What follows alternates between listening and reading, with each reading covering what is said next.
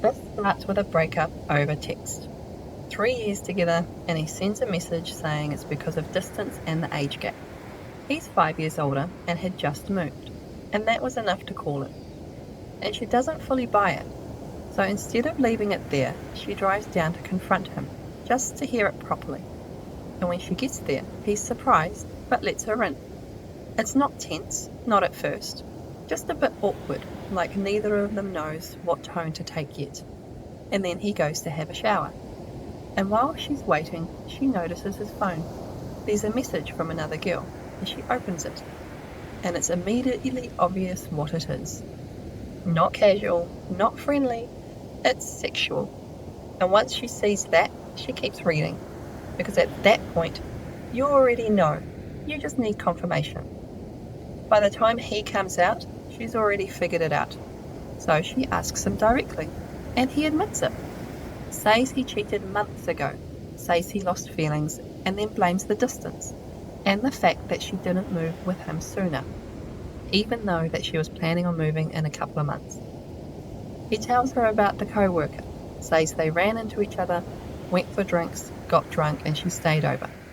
And it just happened. That's his version. But it doesn't really land because it's too neat and too contained. People don't usually tell the truth when they're trying to keep control of the story. And then there's this part. About a month after that, he'd flown back to Michigan and spent the holidays with her like nothing had changed. She said that he kept talking about wanting to get her pregnant more than once, and they slept together several times. Then he goes back to Texas, keeps talking to her for another month, and then ends it over text. So she's sitting there at his place trying to process all of that, and he leaves her work and just leaves her there.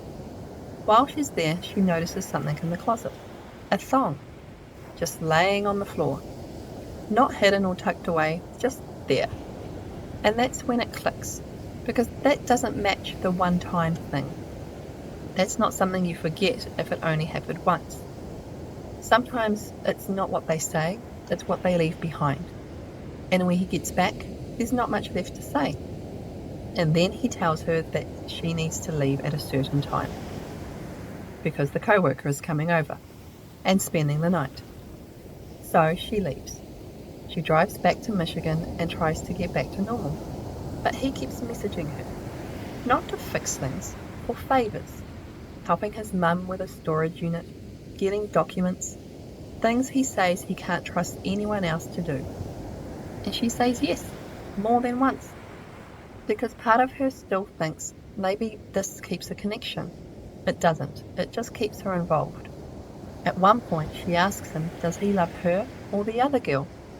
And he says he doesn't know, that it's 50-50, which tells you exactly where she stands.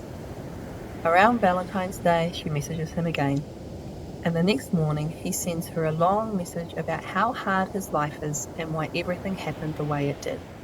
And later, she finds out that he spent that same day with the co-worker. After that, things go quiet, but she still sees him online, posting about the new girl without saying it directly, showing him sending her flowers regularly. And that part lands, because in 3 years he gave her flowers maybe 5 times. Now it's every other week for someone else. Then he messages again, another favour, this time getting the title for his truck. And he softens it, says he'll understand if she says no, that he's already asked for too much, but still asks.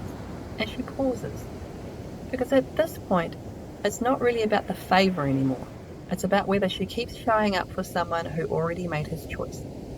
So I guess the question is, how long do you stay available to someone after they've made it clear that you're optional to them? Thanks for listening to this episode of Quiet Betrayals. Catch you next time.